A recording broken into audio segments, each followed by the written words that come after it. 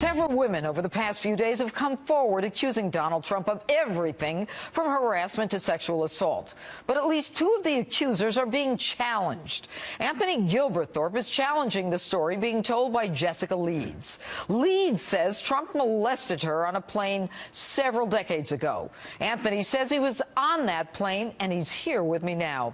All right, good evening, Anthony.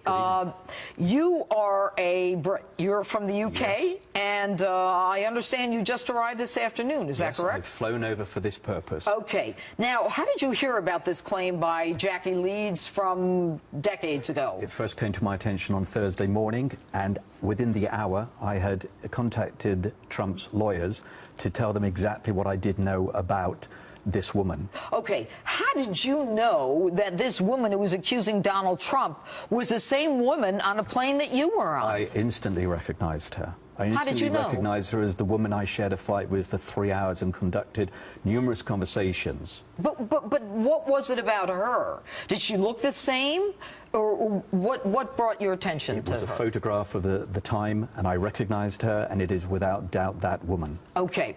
Do you have any connection to the Trump campaign or organization? None whatsoever. I would be here tonight to defend whether it be Trump or Obama or Clinton. Tell me about you. What is the worst thing that you have done? Because we're going to find out about it one way or the other. The internet's full of it. They're in overdrive. And frankly, let this be testimony to the weaponry that I have. I will prove that I was on that flight with that woman and that I was witness not to any sexual misdemeanor on the part of Trump. That man did not sexually assault that woman. Why should I believe you? Why should anyone believe you? Are you credible? I'll tell you why, Judge, and here's the reason.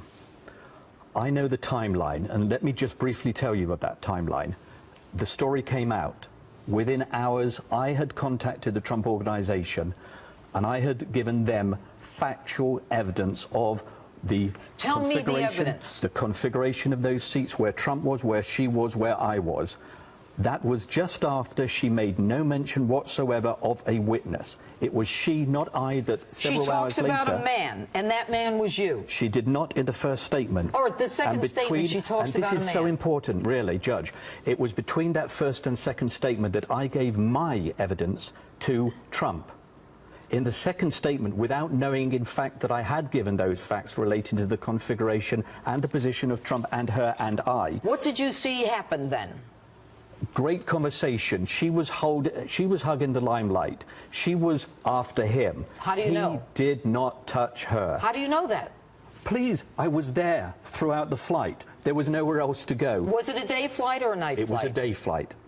Was he drinking? No. Was she drinking? None of us were drinking. How do you know that? Don't let that be the excuse that the How do you know that? Give. No, because I was there. I was there, and you know the interest in What was she wearing? A white trouser suit. And you know the interesting thing? It was the stewardess that was in attendance at all time, because it was a first-class cabin, and yet that was the flight attendant that mysteriously disappeared for 15 minutes whilst this sexual encounter that she said happened. It's not real. Did she talk to you about Donald Trump?